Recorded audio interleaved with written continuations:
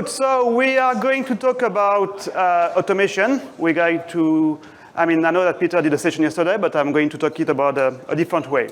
And I'm going to start with an unusual topic here. So are you guys familiar with the industrial revolution milestone?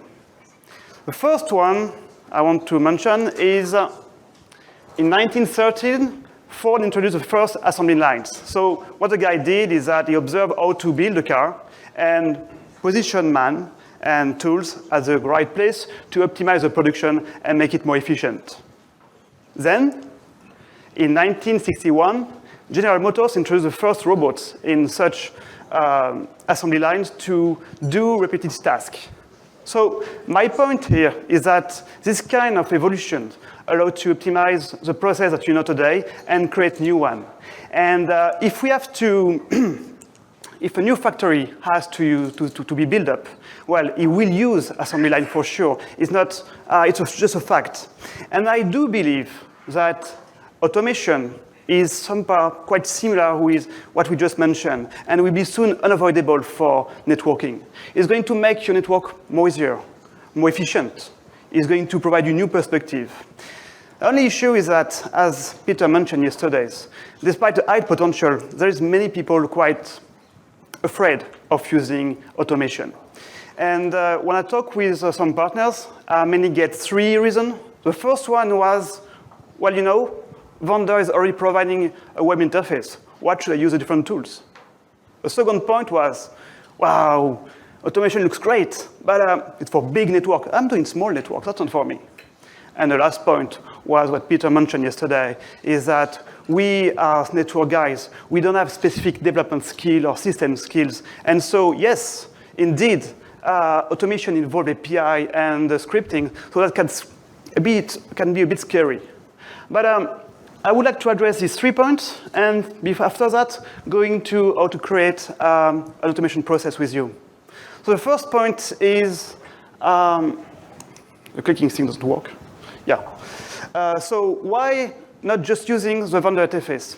You need, okay, vendors provide a great interface. That's it, I have to say. All vendors work a lot on the interface and provide something very nice. But the way it is designed, it's for general market needs. This is not something specific customized for one user. And each environment is unique.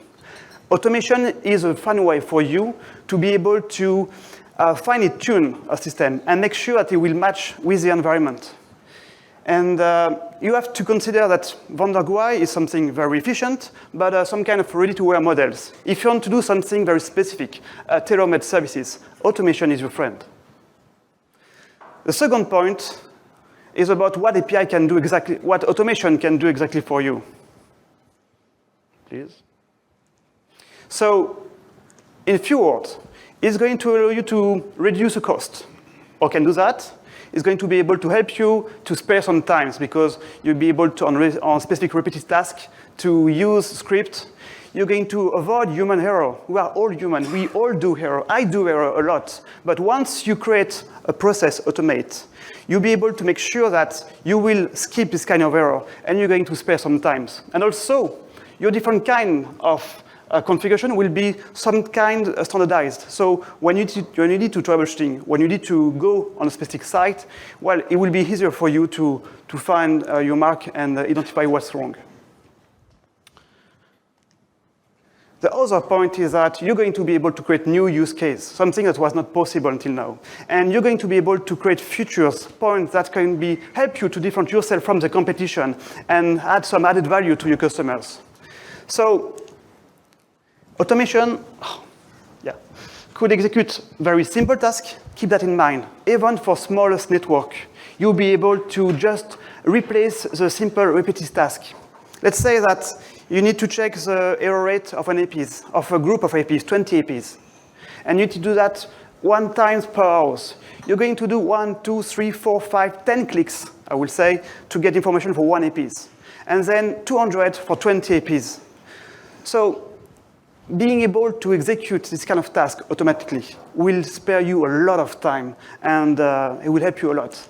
And as Peter mentioned yesterday, it's going to be possible to create something very fancy, something specific. As you saw, with just a click button, we were able to switch on, switch off a Wi-Fi and change a lamp bulb. So it's just an example, but I mean, you can imagine anything you want. This brings us to the last point. Automation, yeah, not for me. I mean, I'm not a developer guy. That's not for me, for sure. All right. All right. We do have API and scripting in automation, but it's only a tool. And like any tool, I mean, before using it, you need to understand it and you need to see what you're going to do with that. Let's take an example, a drill matching. You all know what it is for, okay? You're going to do hole in the wall. But if you use with no purpose, you're going to do crazy stuff, which doesn't make any sense. So, the first step in automation is about to understand how you're going to use it. It's not about developing. It's about getting a logical mind. It's about getting knowledge of your customer, your environment, and making sure that with your network expertise, you'll be able to design something fancy. And you guys can all do that, for sure. You are the best person to design the process of automation, even if the last part, the scripting part, could be eventually pushed to someone else. But for the first part, the way how to use it, guys, that's your job. And you can do that better than anyone. That being said, we're going to move to the automation creation process. So I do believe that the first step when you want to do such kind of process is to identify what kind of task can be automated. To do that, you need to observe, look around you, and try to find the recurrent task, the things that are missing at some point to get a better, efficient process for your customer, or maybe just create new features, new things that are going to bring more added value, as I said. You also need to make sure that what you're about to automate will make sense and will spare time. I mean, you need to worth investment, of course. It takes time to do such things. So you need to make sure that it will worth investment. Let's take an example. So let's say we have a new MSP. Sorry, you are MSP, and you have a new customers. So as MSP, you provide Wi-Fi for restaurants. So you got a new customer joining your sales administration department and saying that, wow, I want to buy 1 APs and with 1 Wi-Fi for my network, please. The sales administration is going to push this information to the CRM with all information, all data that's related to the customers and what they need. And then he will contact the IT team. IT team will push into the network management information about the context for the client into the system to make sure that the AP will be properly managed and push the right configuration, the right SID. Once done, it will go back to the sales administration, and the sales administration will go back to the customers. That's the full process. Now, if we have a deep look, we can say that we could at some point remove this specific part if we are able to have the CRM pushing information to the network manager, or eventually having a simple interface for the sales administration guy in order to push information into the network management and populate it. So we identify one process to automate. Now the next step is to understand what are the different steps involved into this process of creation of content into the network management. And making sure that you're going to list all the tasks, and that sequence is as efficient as possible and as short as possible. So we're going to use a smart zone for this demonstration, and we're going to create together the customer environment. So I'm going to do the first step, which is going to log in on the smart zone. So the smart zone, just for those who don't know, it's a solution by Ruckus to manage access point and switching. So I logged on the system and hope it will work. Yes. So first point, I log in. Second point, I'm going to create a domain. What is a domain? A domain is, put myself here. A domain is some kind of folders for a dedicated customer to provide him its full environment. So we're going to create a restaurant. All right, and it's going to be a domain partner. Here we are. That was step number 2. Step number 3, it's going to be create an AP zone. An AP zone, it's a place where we're going to manage access points. So restaurant again. It's going to be an AP zone. And I'm going to push it basic information in it. Here you are. And the last point, so the fourth point, I should say, sorry, is to create a Wi-Fi. So it's going to be my restaurant. My restaurant. And we're going to put in WP2 and put a fancy password. It's a complex one. Right, that was the fourth step. And now the final step is to log off. This is a very simple process. In 5 steps, we just create the content. And now we know what we need to reproduce into the system to automate that. So now that we figure out the different steps, we have the human language to say what we need to do. We need to translate that in machine language to make sure that the system will understand what you're going to say. So first thing you need to do is to identify what kind of API is supported by the system you're going to use. So today, most of the system use web services based on REST, as Peter mentioned yesterday. You can find sometimes SOAP, but basically it's mainly REST when you need to push or get configuration from a system. So once you identify that, you're going to search into the documentation or into a browser to be able to identify what kind of API codes will be used to do the different steps. So yesterday, Peter showed interface for Meraki, show for Mist. Let me show that actually documentation for us is quite similar. We have this kind of display. You're going to have information about what kind of URL you're going to use to push information to the smart zone. And on the left, you will see all the different type of action that you can perform. So the first step we said was to log in on smart zone. Well, you go there. You see that you need to do a post. So everybody know what post is since you listened to Peter yesterday. And you're going to see that you're going to push information here, and you're going to provide some data on JSON format. Again, Peter explained yesterday what it was. And you're going to provide username, password of the system. As a reply, you're going to get an information letting you know that, oops, that's a good one, the version of the controllers and the token that we name service ticket in our system, but it's basically a token that's going to be used for each request in order to prove that you authenticate and you're allowed to request such API calls. All right. So then you can do the same for creating an AP group. You can do the same for creating a domain. I won't review all of them. You have the main process here. You have the global ID. The other possibility to be able to catch the API call is to use the browsers. So Peter did a demonstration yesterday. I won't do the same again, but you saw that you were able to open a web tool development, a tool developer inside Chrome, but we have the same on Firefox, on Chrome, on the Safari, and you'll be able to see when you do an action, such as creating a domain, which are the URL code and what kind of information you need to provide. I would like to just do a quick step here, just to remind you that even if you seem that API is complex, the fact to use URL is complex, the fact to have JSON is complex, you all guys did at some point some console on SSH. On console itself. So you all do some CLI on system. And CLI is just a language to communicate with the system. API is exactly the same. It's just a language to talk with the system.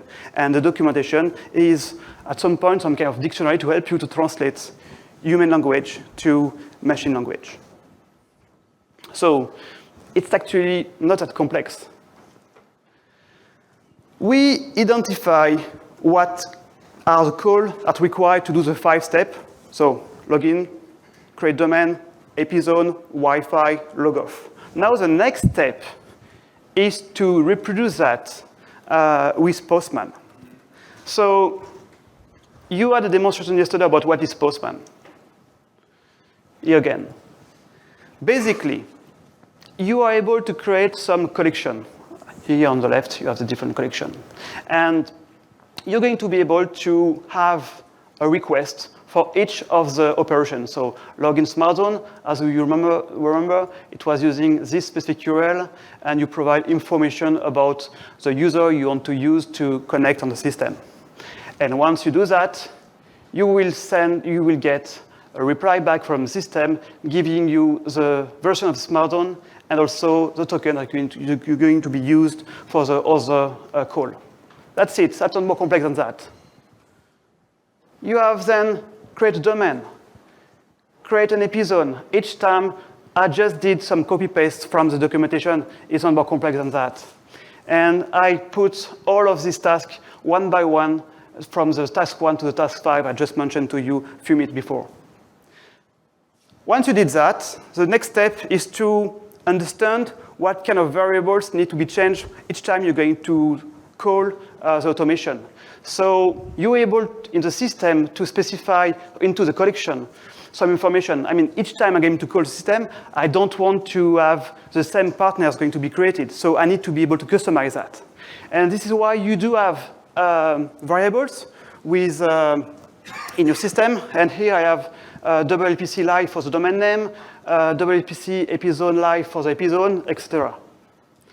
Then you're also able to identify the 3 types of API of variables that you're going to use into the system. So when you're going to create a domain, you're going to get a variable which is a unique UID.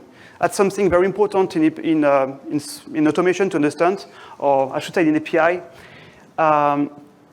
Every object has a unique UID, and usually it is a way you're going to mention a specific object in your request.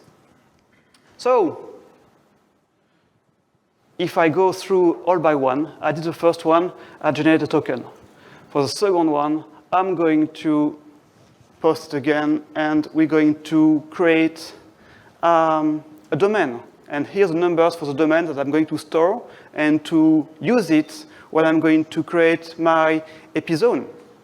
And once I create my epi-zone, again, I get a token, a UID, sorry, that I'm going to use to say that I want to create my Wi-Fi inside this specific epi-zone. And voila. And finally, I'm going to log off from the system. By doing this few actions in the smart zone, you immediately get, oh, I need to connect back again. You're going to see that we create the system. Can you come? Yes, no? So, I didn't type respond correctly.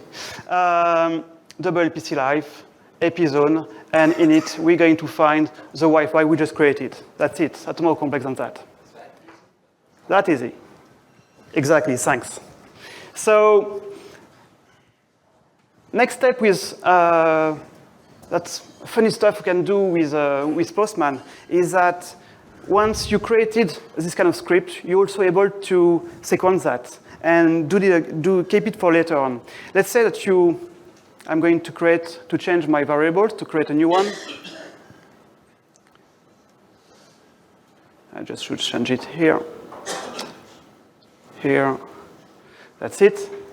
You're also able, in each of your sequence, to do some tests at the end and to check if the request works as expected. That's very easy to do. How to do that? I mean, I don't know what this is exactly, to be honest with you. All I did is that I use on the left the snippet things, and I said I want to check to make sure that when I do my request, I get a code 200 stating that it works fine. So you're able, after each request, to add some tests to the system. Go back. And then you're able to do a one-time thing to execute everything at once and check that everything works fine and perfectly. The good point is that tomorrow, your smart zone or your environment is going to be upgraded. You're going to keep the sequence at some point, and you're going to be able to test it very fastly to make sure that it's still working. So you have to keep your different sequence into a collection and make sure that you'll be able to keep that and retest that later on, and it's going to spare you a lot of time, for sure. So we almost done with Postman. So no, we're done with Postman actually. So the system it's a very nice tool to do API development, and I invite you to test it. You should have time to test it because it's going to bring you a lot of stuff, and it's going to help you a lot. And by the way, I should have my new stuff. No, okay. Something wrong happened. I didn't see. Okay, it's because I didn't change the variable correctly. Okay, all right. So once we do that, next step is to move from the API call to a scripting itself. So what it does exactly, we're just going to do again the different steps that we did one by one together. And the goal of doing a script is to be able to, how can I say that?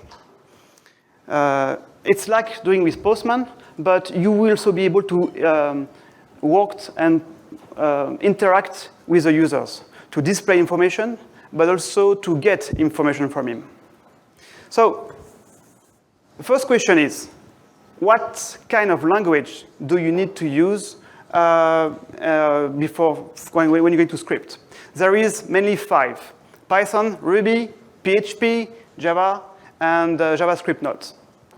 So there is no good answer. First, use the one that you know, if you know one. If you don't, check around you. Check with your colleague, with the community of the vendor that you are using. And there is always information available to be able to help you to get existing script and to avoid to rebuild the wheel. You're not, especially if you're not a developer, use what has been done by others and reuse that, and make sure also that when you're going to do your own script, you're going to keep it as clear as possible, and you're going to make sure that you're going to put information and simplify the life of the guy who's going to use the script after you. If your job can be reused by other persons, your time will be well spent. So, how to code? So that's pretty easy, actually. If you don't know exactly where to start, I'm going to log on again. If you want to create a domain, for example, as Peter showed yesterday, it's possible just by clicking here to get the exact code that you're going to need to do it. So you don't have actually to invent anything. You can start by doing some copy-paste quite easily. So I'm going to copy this, and I'm going to put into my live script. Here we are. And we're going to name it demo again. So we're going to create, just by that, we're going to create our system. So I'm going to save that. Then next step is to go on the terminal. You type Python 3 or Python if you're on Windows. The name of your script. So just live.py. That's it. And you're going to UID of the domain that you have created. And if you go back to the web interface, you do have live demo again, which is available. So that's easy, very easy to do. Postman is very there to help you to get information, and you have all the content that you can use to easily create some stuff. So that's very, very easy, very convenient. Then, with that, you're going to be able to build your script. And I don't know if you remember, but in my Postman, so I create some variables here, and then I have one line per action. So we're going to have the same here. We do have the variables, and we have one line for each session, which is actually calling a function that I put on a different files. And then you have the line to create a token, login, the line to create the domain partners, AP zone, WLAN, and then delete the token. That's it. if you have this, so let me put a different name again to show it's live. I will say, I don't know, Prague, for example. Prague again, and Prague. You save it, and then you just have to execute that. Python, Python 3, and it's going to be WLPC. And you'll be able to also provide information saying that you were able to create the different parts, and you provide feedback to the users. And again, it has created your user environment into the smart zone, of course. The next step for user will be to, I'm just checking the time. Yeah. So next step for user will be to create an interface. And so we'll provide you the code to do such things. But you can easily, I mean, a terminal is not something very nice to use for someone. But you have the ability to easily create these kind of things. And again, test 1, test 2, nice password, send, and it's going to create the different stuff. And you have it here. So that's a different kind of step that you can do quite easily.